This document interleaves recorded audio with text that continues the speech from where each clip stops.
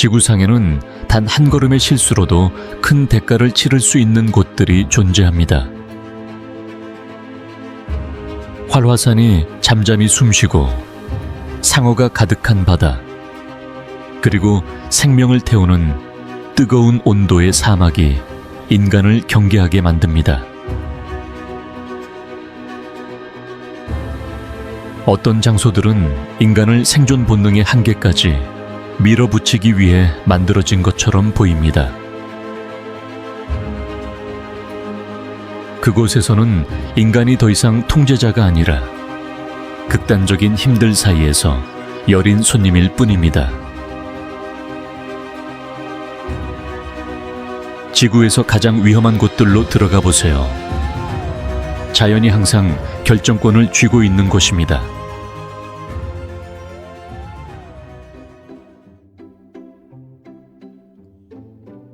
아스투리아스는 스페인 북부에 위치하며 칸타브리아 산맥이 대서양으로 곧장 떨어지는 곳이다. 안달루시아의 뜨거운 남부와 달리 아스투리아스는 숲과 초원에 짙은 초록빛과 바다를 마주한 가파른 절벽을 지니고 있다. 오비에도에서 몇 킬로미터만 벗어나도 바람과 안개가 가득한 야생의 세계로 들어서게 된다.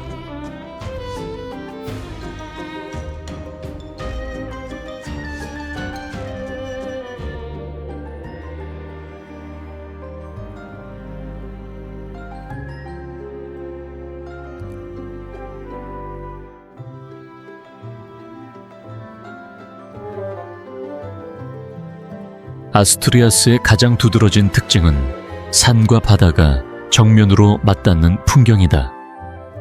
피코스데 우로파에서는 해발 2600m가 넘는 날카로운 석회암 봉우리들이 자연의 성벽처럼 솟아있다.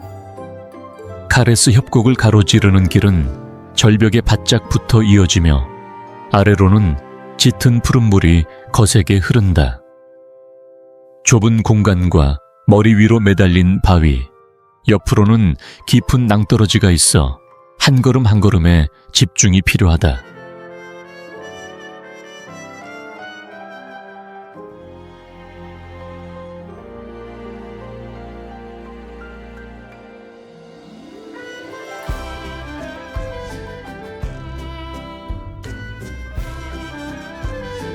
몇 시간 후면 플라야 델 실렌시오 해변에 설 수 있다. 흰 파도가 검은 바위에 부딪히고 바닷바람이 강하게 불어 눈을 가늘게 떠야 할 정도다. 이곳의 날씨는 빠르게 변해 잠시 햇빛이 비추다가 곧바로 바다에서 이슬비가 밀려온다.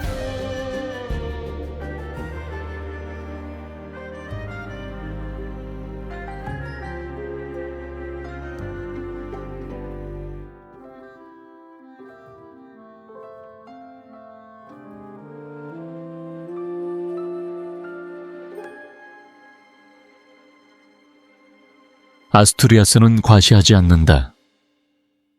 플라멩코와 황금빛 태양의 스페인이 아니다. 이곳은 돌과 바람, 그리고 원초적 자연의 땅으로 자연이 주인공이 되고 인간은 그 곁에서 바라볼 뿐이다.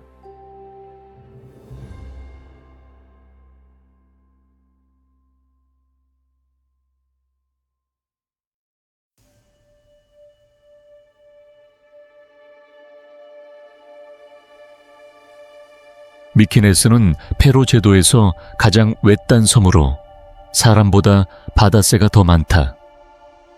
인구는 수십 명에 불과하지만 여름이 되면 수천 마리의 퍼핀들이 대서양을 향한 가파른 절벽을 따라 둥지를 튼다. 이곳에 오는 일은 쉽지 않다.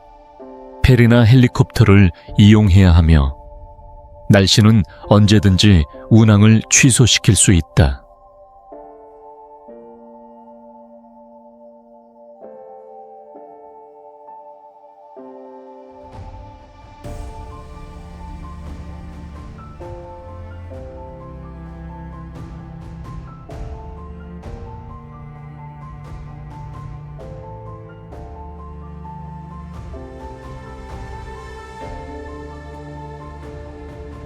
섬에 발을 딛는 순간 초록빛 들판 사이에 낮은 잔디 지붕집들이 보이고 바닷바람은 끊임없이 분다. 미키네스 홀무르 등대로 이어지는 유명한 길은 절벽 가장자리를 따라 이어진다. 난간도 울타리도 없다. 좁은 흙길과 수백 미터 아래에서 출렁이는 바다뿐이다.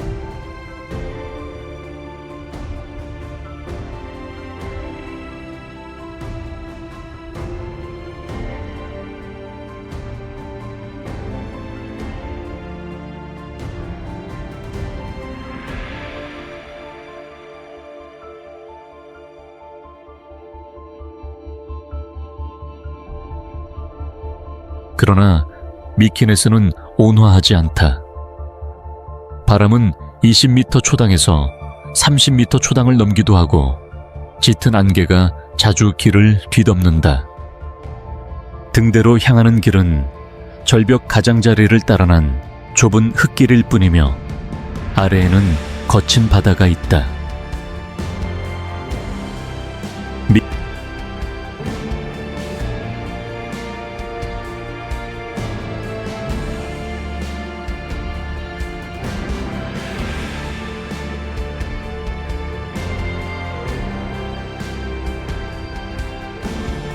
미키네스는 거대한 폭포처럼 요란하지 않다. 대신 고립되어 있다. 이곳에서는 바람과 바위, 차가운 바다 사이에서 자신의 자금을 분명히 느끼게 된다. 거의 세상의 끝에 놓인 섬, 자연이 모든 것을 결정하는 곳이다.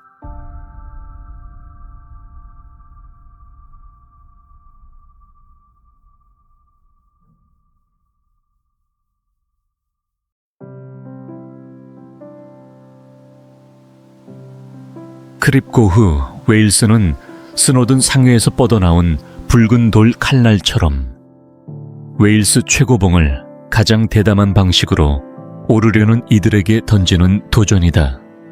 해발 약 923m로 높이 자체가 압도적인 것은 아니지만 한번 흘끗 보기만 해도 양쪽으로 깊은 허공이 보일 만큼 좁은 아레트가 특징이다.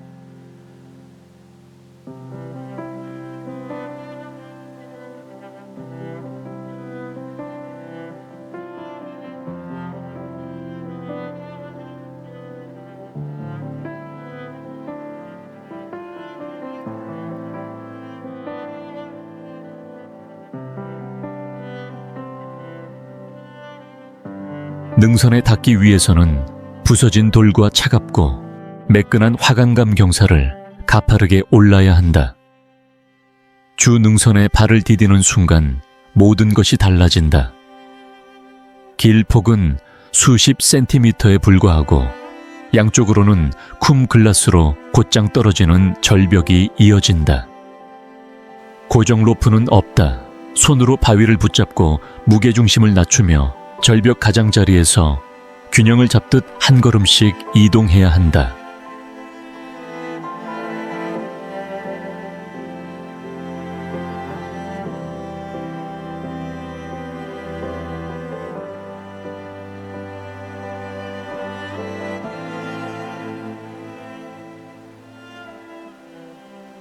스노도니아는 변덕스러운 날씨로 유명하다. 이슬비는 바위를 기름 바른 듯 미끄럽게 만들고 측풍은 몸을 휘청이게 할 만큼 강하게 분다. 안개는 순식간에 밀려와 능선을 하늘에 떠있는 그림자 같은 띠로 바꿔놓는다.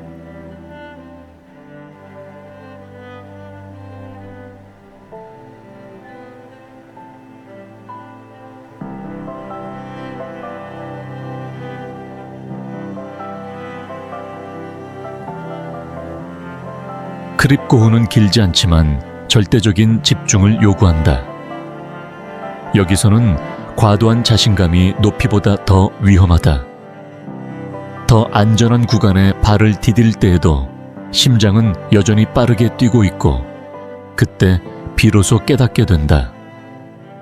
이것이야말로 강철 같은 신경을 시험하는 곳이라는 것을.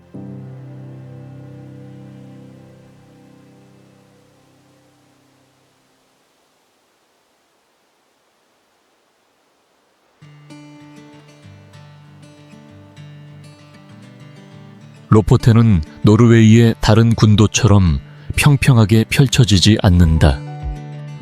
날카로운 산들이 바다에서 곧장 솟아오르며 거의 완충 지대가 없다. 20도로를 달리면 오른쪽에는 짙푸른 만이, 왼쪽에는 수백 미터 높이의 회색 암벽이 서 있다. 이곳의 모든 것은 가파르고 강렬하다.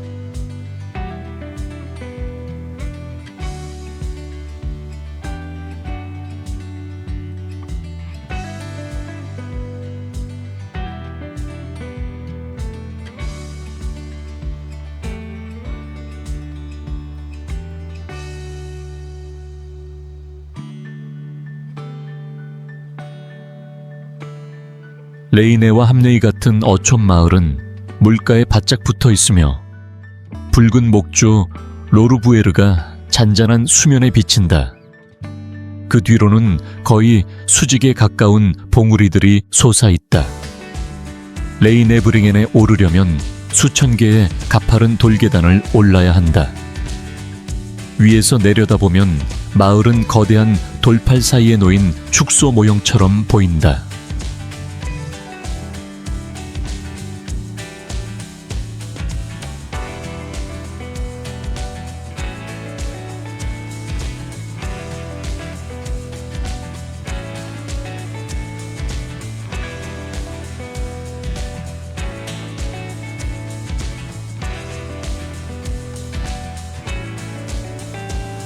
겨울에는 오로라가 나타나지만 노르웨이 해에서 불어오는 강풍도 함께 온다. 여름에는 한밤에 태양이 떠 있어 몇 주 동안 빛이 사라지지 않는다. 날씨는 몇 분 만에 변한다. 햇빛, 비, 그리고 산비탈을 감싸는 낮은 구름.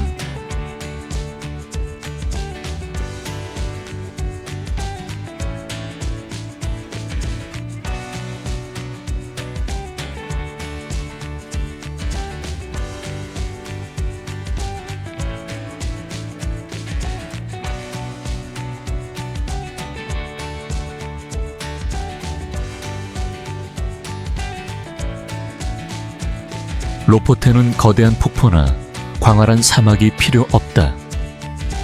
그 특별함은 대비에 있다. 높은 산이 바다와 맞닿고 작은 마을이 거대한 자연 사이에 자리한다. 이곳의 풍경은 서서히 펼쳐지지 않는다. 눈앞에 갑자기 다가온다.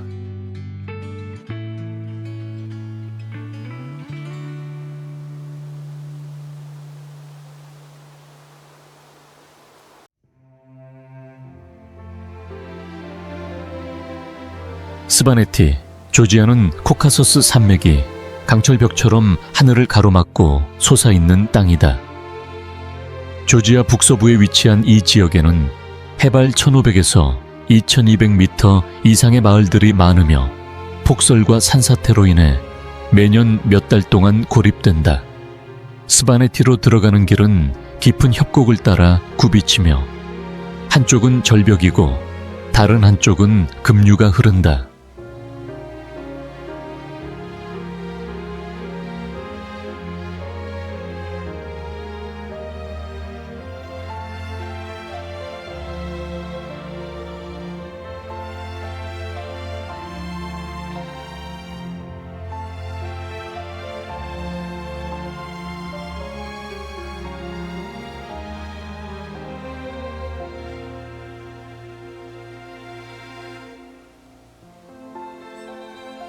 스바네티의 상징은 높이 20m에서 25m에 이르는 스반 석탑으로 9세기에서 12세기에 건설되었다. 이 탑들은 장식용이 아니었다. 시족 간 전쟁 시 각 가문은 탑을 방어 요새로 사용했다. 두꺼운 벽과 화살 구멍 같은 좁은 창문이 남아있어 결코 완전히 평온하지 않았던 땅의 역사를 전한다.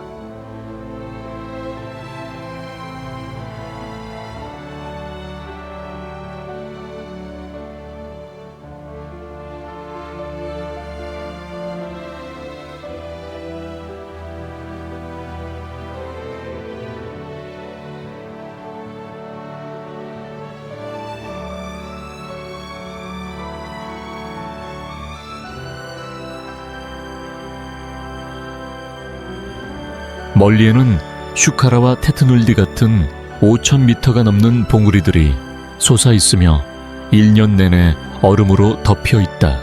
겨울에는 기온이 0도씨 아래로 깊이 떨어지고 바람이 계곡을 사이렌처럼 울부짖는다. 눈은 길을 덮어 공동체를 외부 세계로부터 고립시킨다.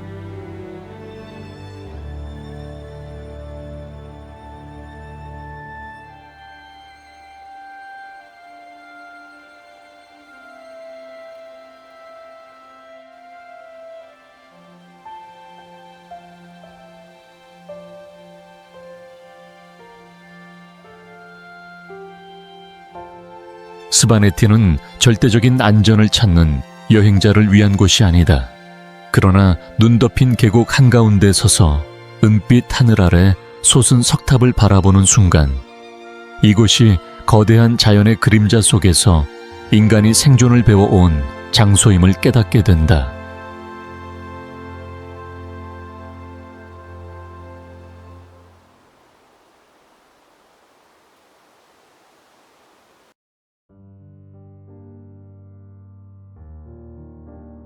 베네수엘라의 로라이마 사는 지구에서 가장 기이한 산 중 하나로 베네수엘라 브라질 가이아나 국경이 만나는 그란 사바나 정글 위에 거대한 평평한 고원처럼 솟아있다.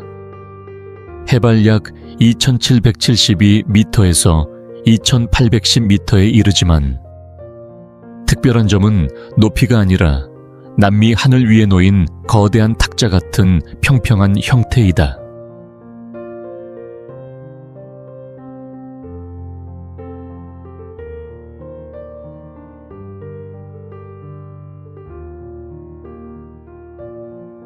정상까지는 포장도로도 케이블카도 없다.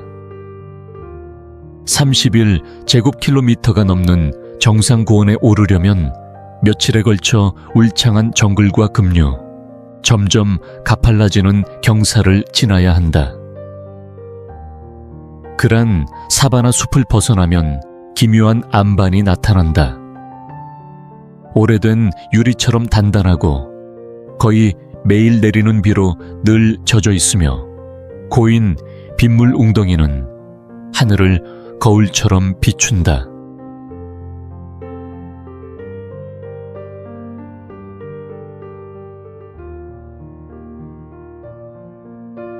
이곳에는 흙이 거의 없고 정상의 생태계는 하나의 독립된 세계다. 식충식물을 포함한 기이한 식물들이 자라며 다른 곳에서는 볼 수 없는 종들도 존재한다. 수백만 년 동안 고립된 이 풍경은 마치 잃어버린 세계처럼 느껴지며 바위의 나이는 인류의 조상보다 훨씬 오래되었다.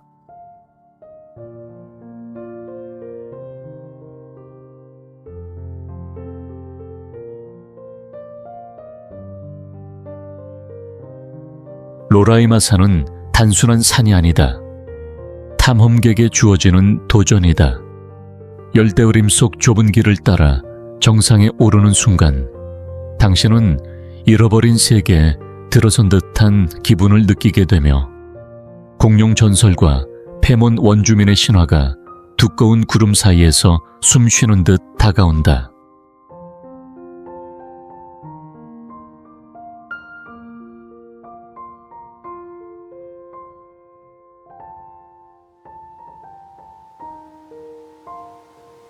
야쿠시마는 높은 고도나 가파른 절벽으로 즉각적인 인상을 주지 않는다. 이곳은 비로 시작된다. 규슈 남쪽에 위치한 이 작은 섬은 일본에서 가장 습한 지역 중 하나로 이끼로 뒤덮인 숲과 고대 삼나무가 거의 1년 내내 안개 속에서 살아간다.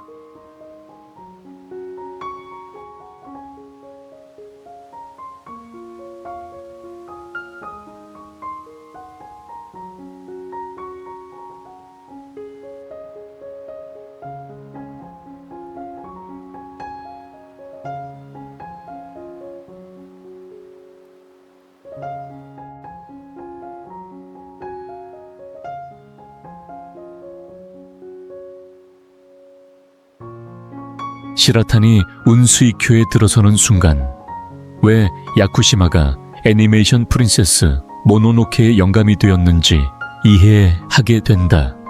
나무줄기는 두꺼운 이끼로 덮여 있고 뿌리는 살아있는 생물처럼 뒤엉켜 있으며 땅은 부드럽고 축축하다. 잎사귀 사이로 스며드는 빛은 깊은 녹색을 만들어낸다. 이 공간은 고요하지 않다.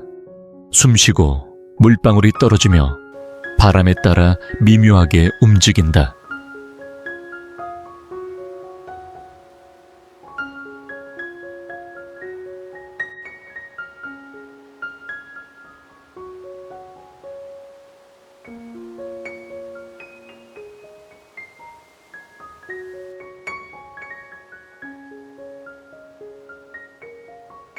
섬의 중심에는 수령 2000년 이상으로 추정되는 조몬 세우기가 서 있으며 그보다 더 오래되었을 가능성도 있다. 그곳에 도달하려면 오래된 철로와 미끄러운 산길을 따라 몇 시간 동안 걸어야 한다. 비는 언제든지 시작될 수 있고 길은 길게 이어진 젖은 나무 뿌리로 변한다.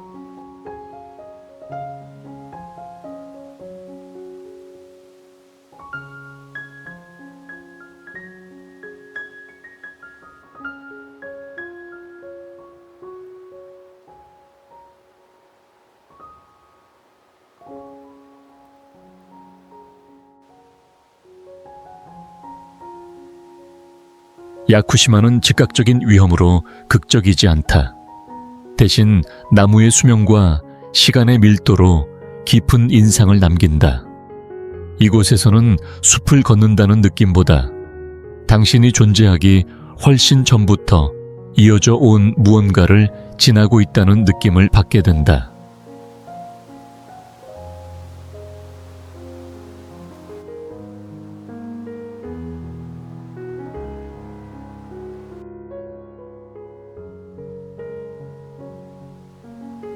아프리카에서 가장 인구 밀도가 높은 도시 중 하나인 라고스 한가운데 마코코는 전혀 다른 세계처럼 떠오른다. 아스팔트 도로도 유리 고층 빌딩도 없이 오직 나무 기둥 위에 세워진 집들이 라고스프 라군의 탁한 물 위에 위태롭게 서 있다. 멀리서 보면 이 빈민가는 바닷바람에 흔들리며 떠 있는 듯 보인다.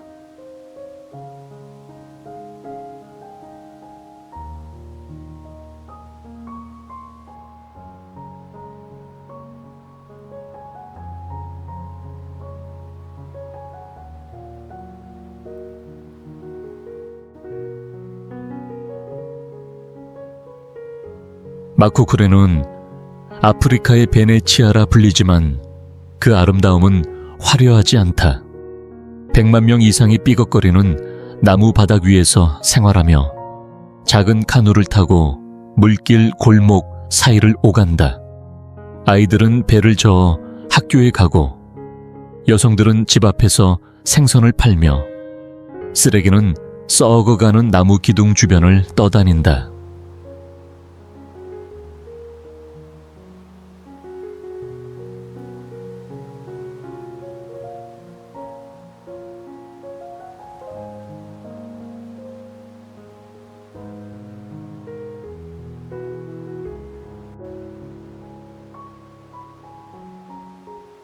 우기에는 수위가 상승하고 파도가 집의 기초를 강하게 때린다. 하수 처리 시설도 안정적인 전기도 없다. 한 번의 큰 폭풍만으로도 마을 전체가 흔들린다. 정부는 철거를 계획한 적이 있어 마코코의 미래는 이곳의 집들처럼 위태롭게 매달려 있다.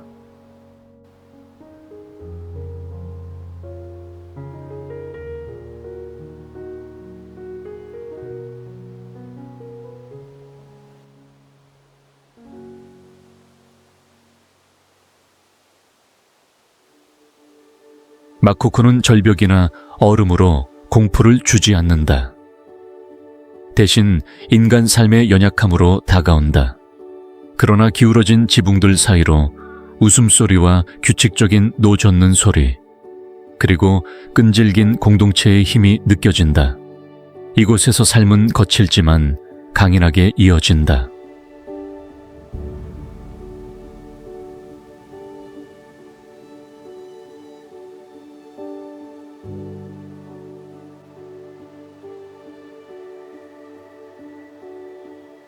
오울루, 핀란드는 보스니아만 해안에 위치해 있으며 이곳에서 겨울은 단순한 계절이 아니라 진정한 시험이다. 북극권에서 약 200km 떨어진 이 북쪽 도시는 1월이 되면 기온이 마이너스 20도씨 이하로 떨어지기도 한다. 눈이 거리를 덮고 바다는 얼어붙으며 낮 시간은 몇 시간밖에 되지 않는다.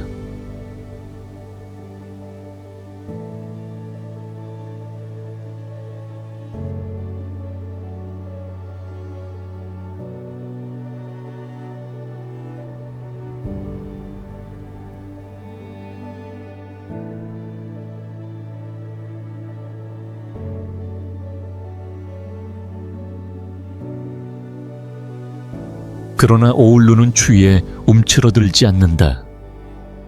이곳은 겨울 자전거 수도로 불린다. 600km가 넘는 자전거 도로가 매일 아침 제설되며 주민들은 매서운 바람 속에서도 자전거를 탄다. 바퀴는 단단한 얼음 위를 구르고 숨결은 고요한 공기 속에서 흰 김으로 변한다.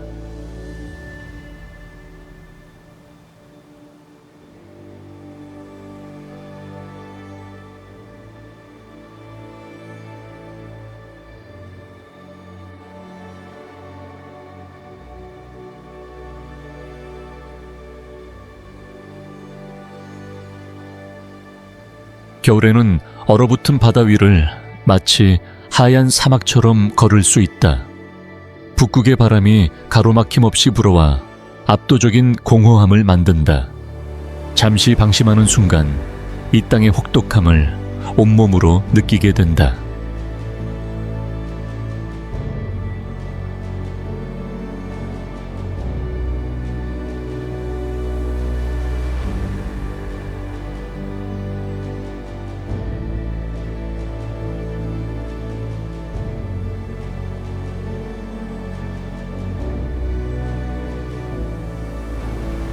오울루는 절벽이나 낭떠러지처럼 위험하지 않다.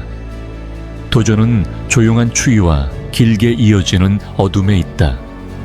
그러나 북쪽의 밤하늘에서 초록과 보라빛 오로라가 춤출 때 추위 또한 가슴을 울리는 아름다움을 지니고 있음을 깨닫게 된다.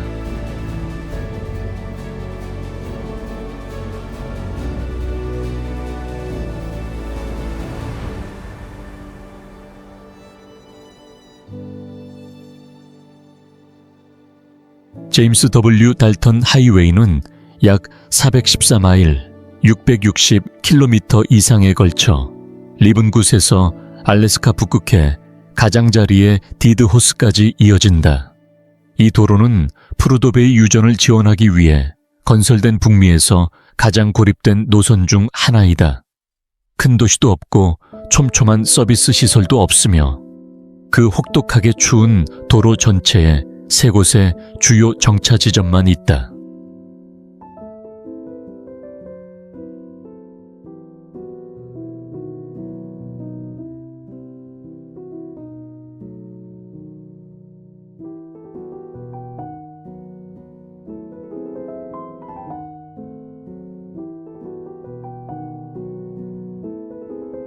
달턴의 대부분은 자갈길이며 약 40%만 포장되어 있다. 여름에는 짙은 먼지가 앞유리를 뒤덮고 겨울에는 얼음과 눈이 도로를 덮으며 기온은 마이너스 40도씨까지 내려갈 수 있다. 거대한 유조 트럭이 끊임없이 달리며 도로의 왕으로 여겨진다. 거리를 유지하지 않으면 튀어오르는 돌에 의해 순식간에 앞유리가 깨질 수 있다.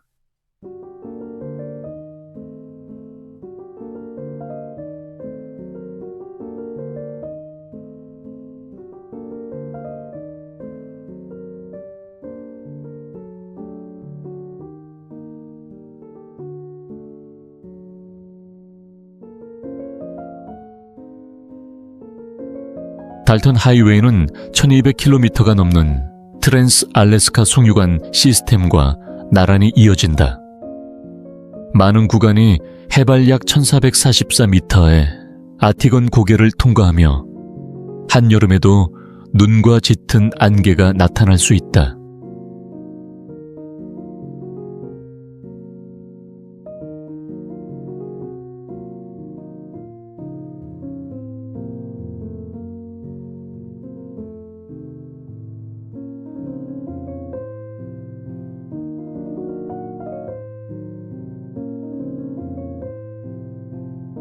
주유소 사이의 거리는 380km를 넘을 수 있어 연료 계산의 실수는 거의 휴대전화 신호가 없는 지역 한가운데에 차량이 고립되는 결과를 초래할 수 있다.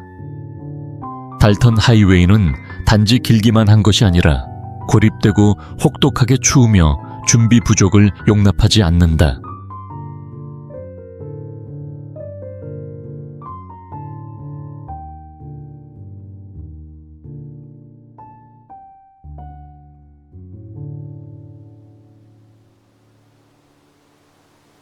타우스 푸에블로, 미국은 1000년 이상 지속적으로 사람이 거주해온 북미에서 가장 오래된 원주민 공동체 중 하나이다.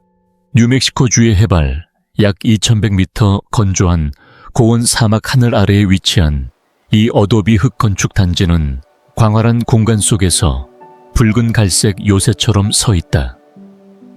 화려한 간판도 유리와 강철도 없이 오직 흙과 나무, 그리고 하늘만이 존재한다.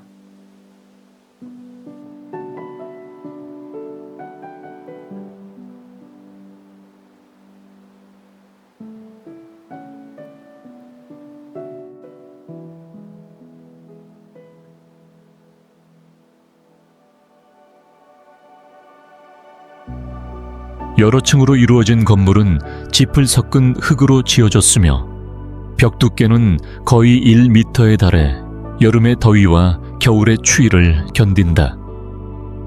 역사적 중심 구역에는 전기나 수도가 없으며 주민들은 전통적인 생활 방식을 유지한다.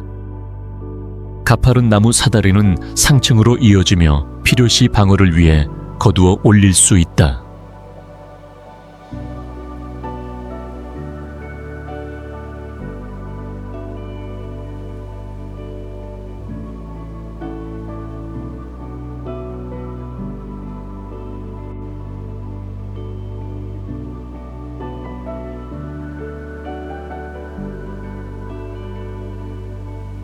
마을 앞을 흐르는 리오 푸에블로 강은 혹독한 기후 속에서 한때 유일한 수원이었으며 타우스 푸에블로는 유네스코 세계유산으로 지정되었다.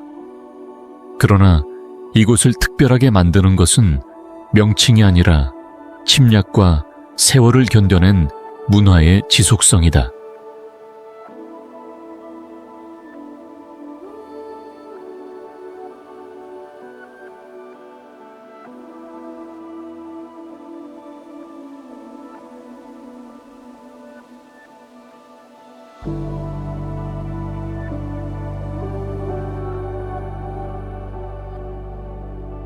타우스 푸에블로는 높이나 절벽으로 압도하지 않는다. 대신 조용한 인내로 사람을 숙연하게 만든다. 고대 흙벽 사이에 서 있으면 결코 사라지지 않은 문명의 느린 심장 박동을 느끼게 된다.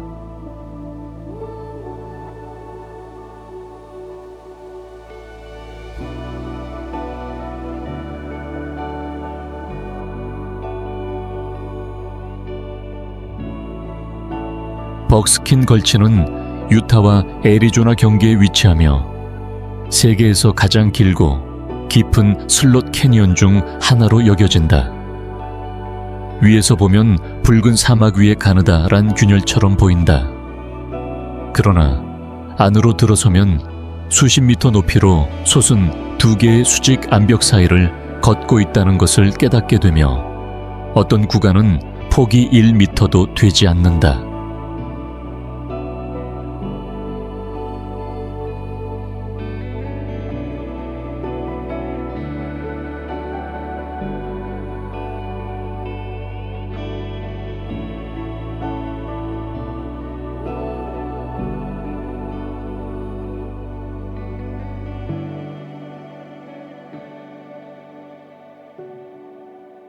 벅스킨 걸치의 가장 두드러진 특징은 거의 비현실적으로 좁은 폭이다. 어떤 곳에서는 몸을 옆으로 돌려야 통과할 수 있다. 햇빛은 얇은 황금빛 주황색 줄기로만 스며들어 얼어붙은 파도처럼 물결치는 사암 표면에 반사된다. 공간이 너무 고요해 멀리서 울리는 발소리까지 또렷하게 들린다.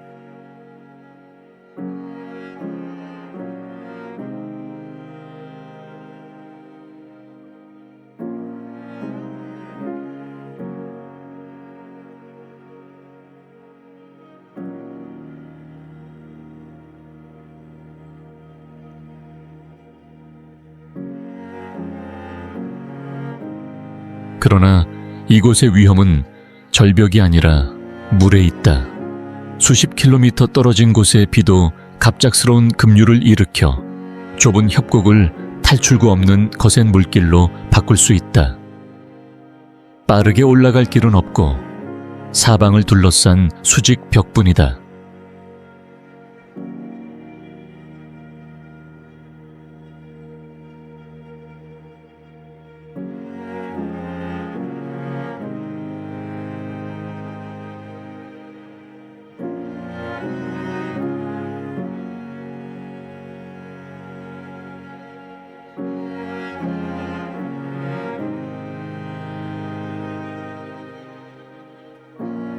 벅스킨 걸치는 정상 정복의 느낌을 주지 않는다.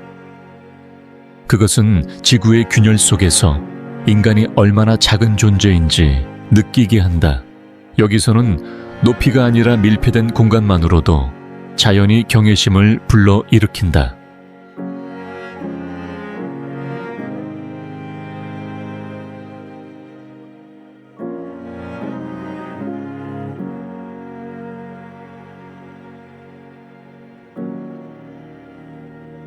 마운트 휘트니는 해발 4.421m로 캘리포니아 시에라 네바다 산맥에 위치한 미국 본토에서 가장 높은 봉우리이다.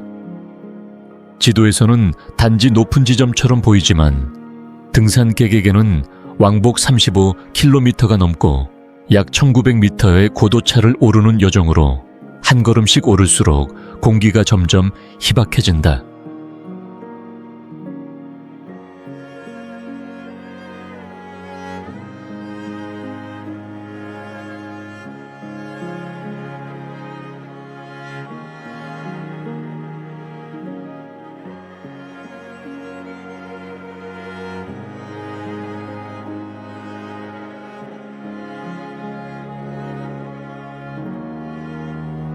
가장 일반적인 코스는 휘트니 포털에서 시작된다. 처음 몇 킬로미터는 소나무 숲과 맑은 산악 호수를 지난다. 그러나 고도가 높아질수록 나무는 드물어지고 대신 드러난 화간감 바위와 가파른 지그재그 구간이 이어진다. 정상 바로 아래에는 유명한 99개의 스위치백이 있어 다리가 점점 무거워지고 호흡이 가빠지는 연속된 도전이 된다.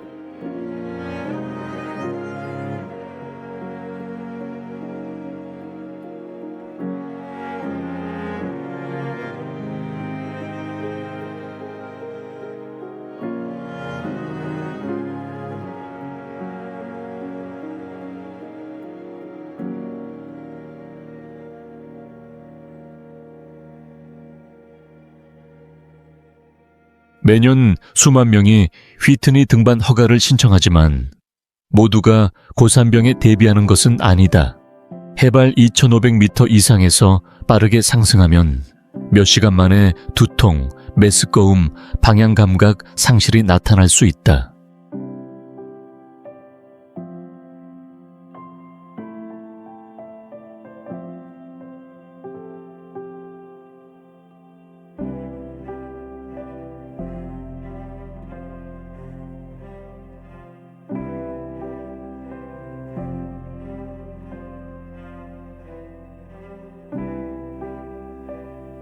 정상의 돌표지에 손을 대는 순간 구름 바다와 동쪽으로 끝없이 펼쳐진 사막이 보인다. 마운트 휘트니는 가장 기술적으로 위험한 등반은 아니지만 인내와 의지를 시험하는 산이며 한 걸음 한 걸음이 자신의 한계와 나누는 대화가 된다.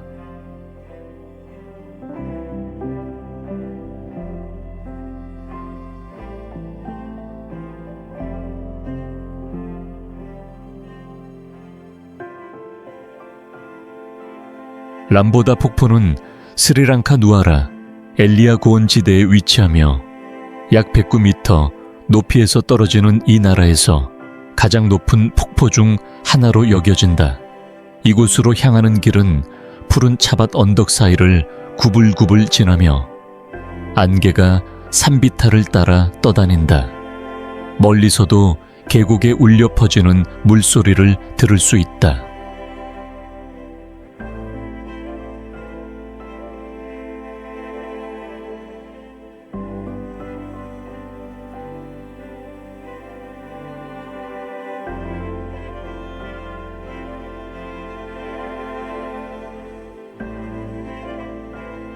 람보다의 가장 큰 특징은 여러 층으로 이루어진 구조이다. 물줄기는 한 번에 곧장 떨어지지 않고 바위단을 따라 나뉘어 연속된 흰 물막을 만들어낸다. 전망대에 서면 이끼로 덮인 절벽 사이로 폭포가 쏟아져 내리고 아래에서는 거품이 연기처럼 소용돌이치는 모습을 볼 수 있다.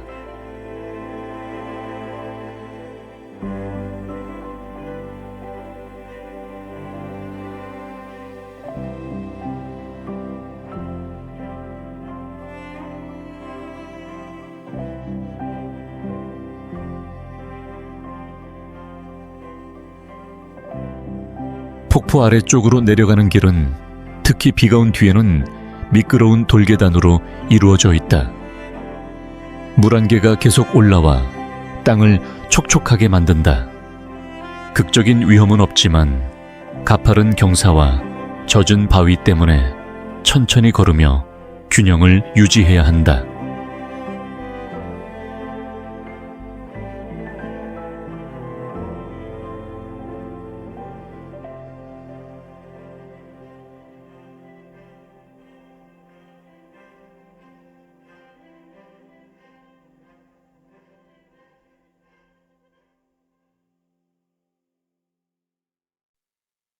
람보다 폭포는 거대한 폭포들처럼 포효하지 않는다. 안개 낀 고원 속에서의 우아함으로 인상을 남긴다.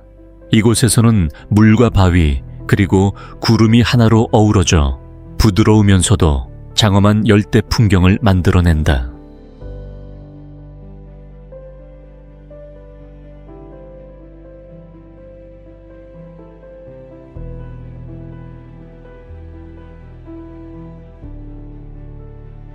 캐럴린 가르포에틀은 아이슬란드 고원에 위치한 유무남 산맥으로 외딴 지역에서 두드러진다. 이 지역은 해발 약 1400m에 자리하고 있다. 지형은 지열로 변질된 광물 때문에 붉은색, 노란색, 주황색 사면이 특징이다. 환경은 지하의 화산 및 열수 활동을 분명하게 보여준다.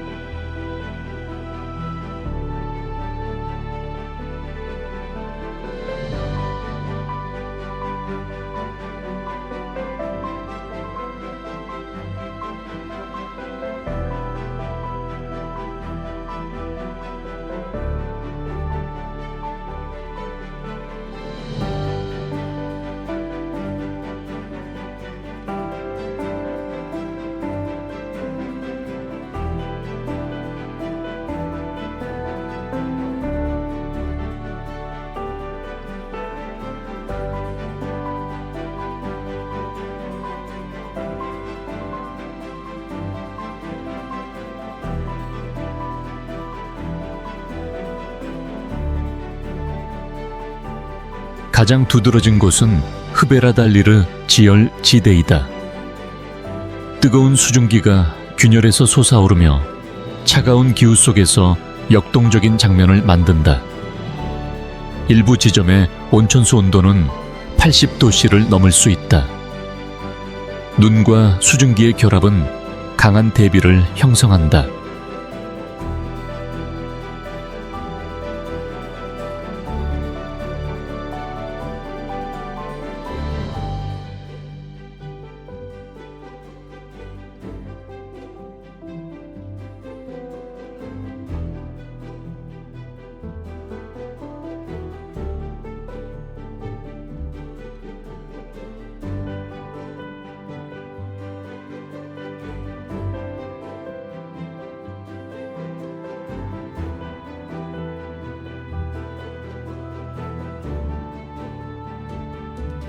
이 지역은 강풍과 급격한 기상 변화가 특징인 혹독한 기후대에 속한다.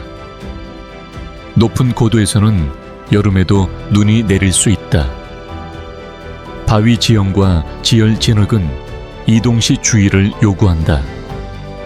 준비되지 않은 여행에는 적합하지 않은 자연 조건이다.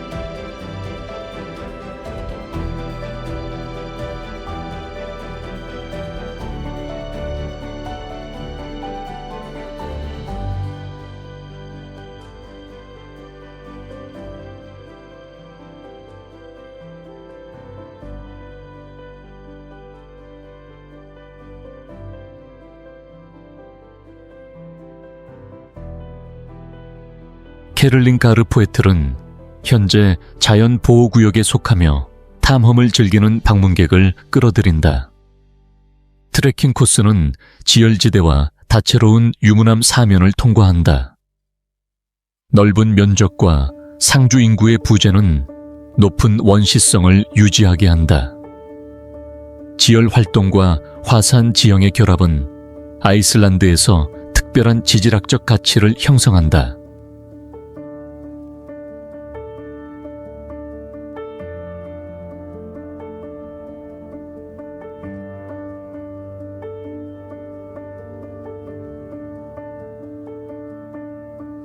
아이톨리코는 일반적인 방식으로 육지에 자리 잡고 있지 않다. 이 작은 그리스 마을은 메솔롱기 석호 한가운데에 낮은 섬 위에 세워졌으며 길고 좁은 돌다리 2개로 양쪽 육지와 연결되어 있다. 멀리서 보면 아이톨리코는 잔잔한 수면 위에 떠있는 한 조각의 땅처럼 보인다. 고립되어 있으면서도 사방으로 열려 있다.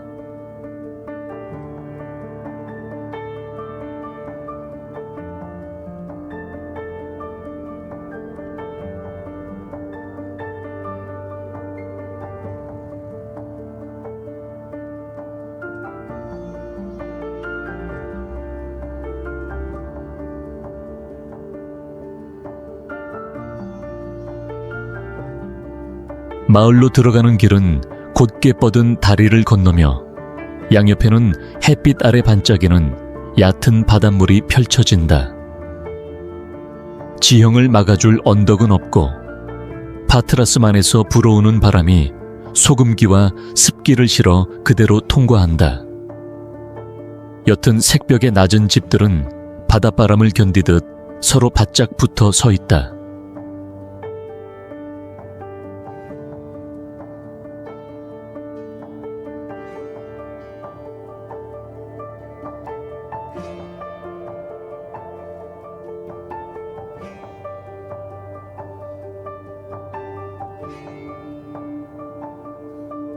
아이톨리코는 그리스 독립전쟁 당시 전략적 요충지였다. 작은 마을이지만 석호 한가운데 위치한 탓에 여러 차례 포위를 겪었다. 물은 자연 방어막이자 경계였으며 2개의 다리만이 유일한 출구였다.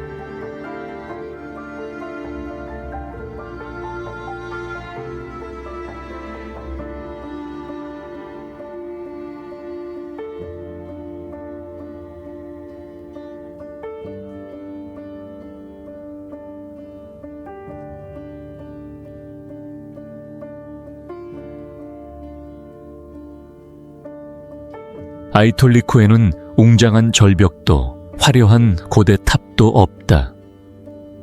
그 특별함은 위치에 있다. 물 사이에 살아가는 마을, 모든 길이 평평한 석호로 이어지고 육지와 바다의 경계가 거의 구분되지 않는 곳이다.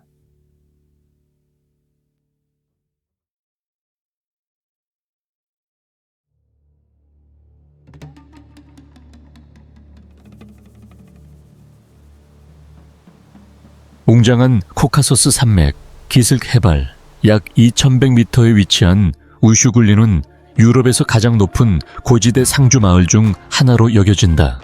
좁고 돌이 많은 산길을 따라 스파네티 계곡으로 들어서면 중세의 파수꾼처럼 고대의 석탑들이 모습을 드러낸다. 희박한 공기와 차가운 바람, 장작 연기 냄새가 거칠면서도 신성한 분위기를 만든다.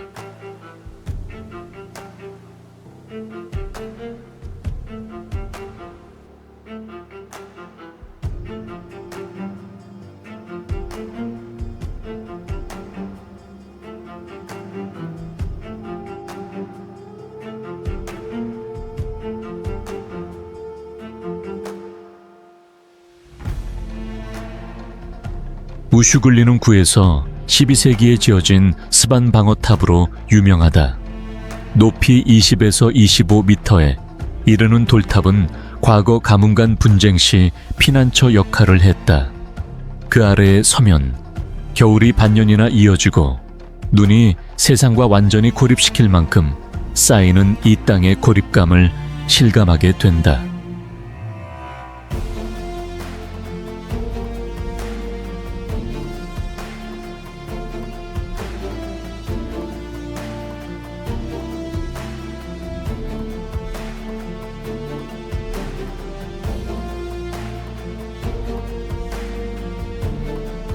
멀리에는 해발 5.193m의 슈카라산이 솟아있으며 조지아에서 가장 높은 봉우리이다.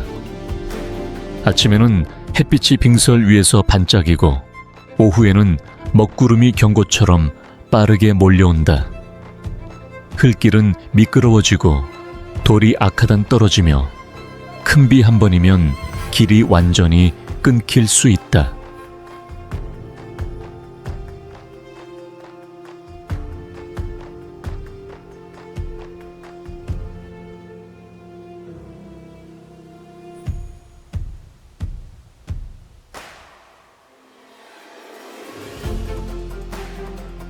우슈굴리는 편안함을 찾는 사람을 위한 곳이 아니다. 그러나 고대 석탑 사이에 서서 계곡을 가르는 바람 소리를 듣고 장엄한 코카소스를 바라보는 순간 이곳이 작은 인간과 거대한 자연 사이의 직접적인 대화임을 깨닫게 된다.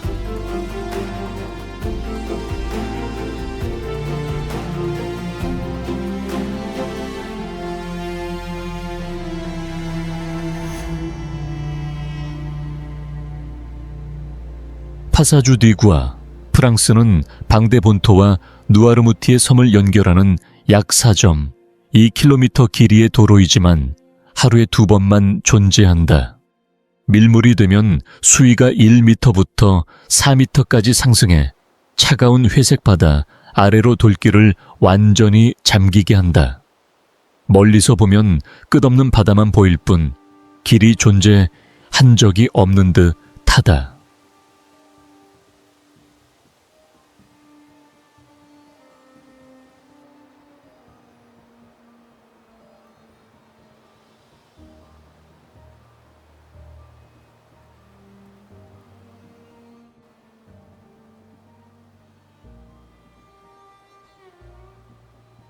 썰물이 되면 도로는 2개의 물벽 사이로 모습을 드러낸다. 난간도 뚜렷한 차선도 없이 평평한 돌길이 바다 한가운데로 곧게 뻗어 있다. 해초가 표면을 미끄럽게 만들고 대서양의 바람이 거세게 불며 조수 시간표보다 몇 분만 늦어도 밀려오는 물에 갇힐 수 있다.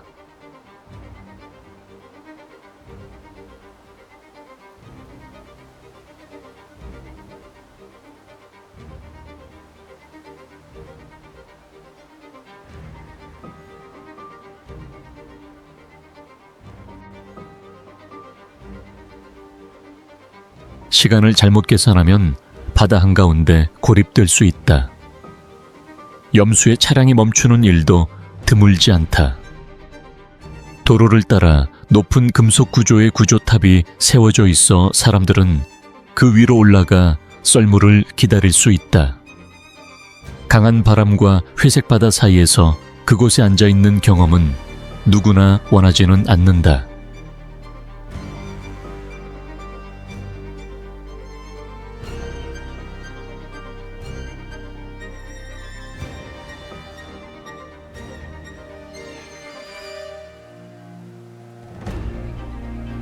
파사주 뒤 구에는 절벽도 치명적인 급커브도 없다.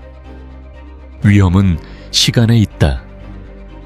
몇 분의 지연, 작은 판단 착오만으로도 바다는 길을 삼켜버린다. 그 연약함이 이 길을 건너는 매 순간을 조수와의 숨막히는 경쟁으로 만든다.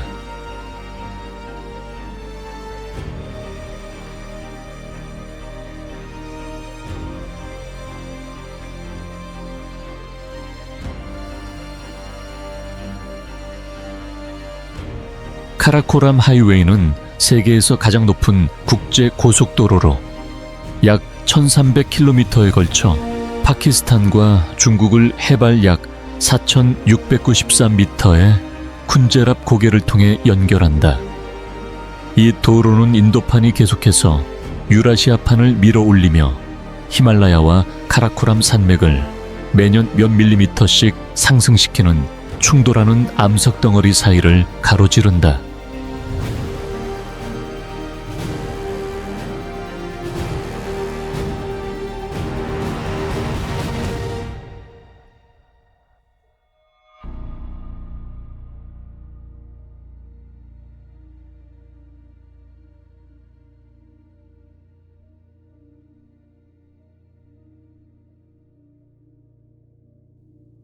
이 노선은 7,000m부터 8,000m가 넘는 봉우리들이 밀집한 지역을 통과하며 그 중에는 해발 8,611m의 K2가 포함되어 있다.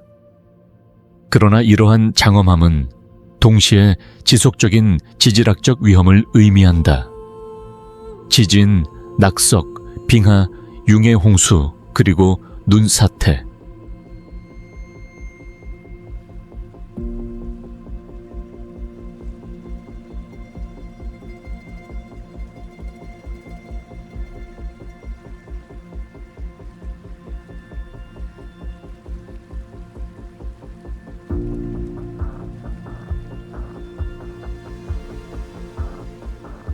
카라코람 하이웨이의 많은 구간은 인더스강 위의 가파른 절벽을 직접 깎아 만들어졌으며 풍화된 암석이 예고 없이 떨어질 수 있다.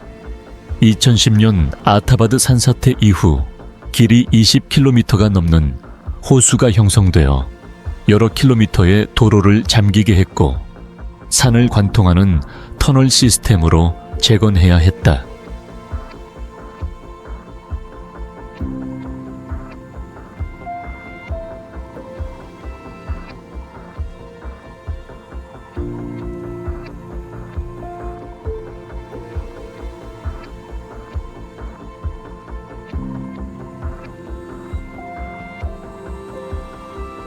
카라코람 하이웨이는 오랜 세월의 고난 끝에 건설된 기술적 경이일 뿐만 아니라 인간과 히말라야 사이의 대화이다. 모든 구비길은 이곳에서 자연이 어떤 바퀴보다도 여전히 더 강하다는 사실을 상기시킨다.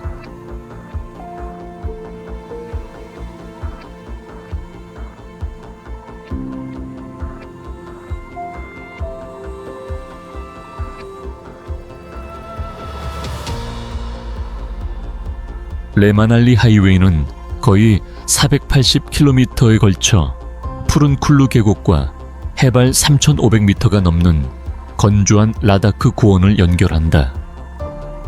이 도로는 인도에서 가장 높고 혹독한 도로 중 하나로 눈이 녹는 여름철 몇 달 동안만 개방된다. 여정 동안 탕랑라와 바라라차라 같은 해발 5,000m 이상의 여러 고개를 넘게 되며 그곳에서는 공기가 너무 희박해 숨을 쉴 때마다 버겁게 느껴진다.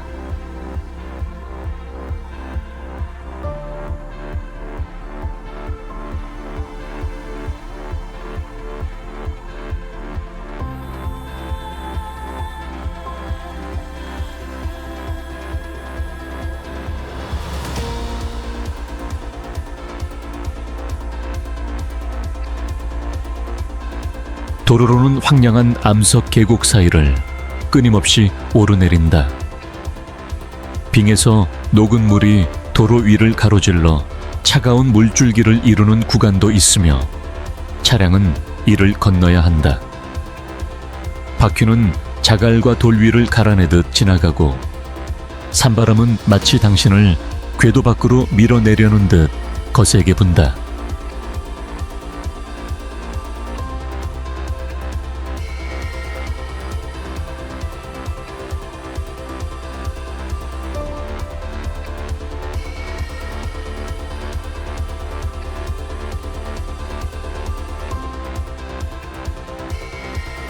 낮에는 높은 고도에서 태양이 자결하고 밤에는 한여름에도 기온이 0도씨 가까이 떨어질 수 있다.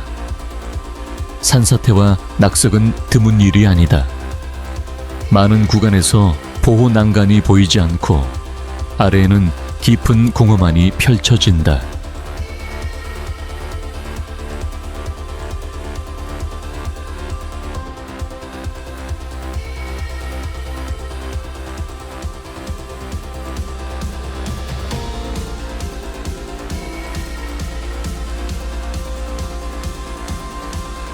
레 마날리 하이웨이는 서두르는 여행이 아니다. 그것은 체력, 준비, 그리고 인내심의 시험이다. 그러나 레에 도착해 방금 넘은 고개들을 돌아보는 순간 왜 이 길이 히말라야에서 가장 장엄한 여정 중 하나로 여겨지는지 이해하게 될 것이다.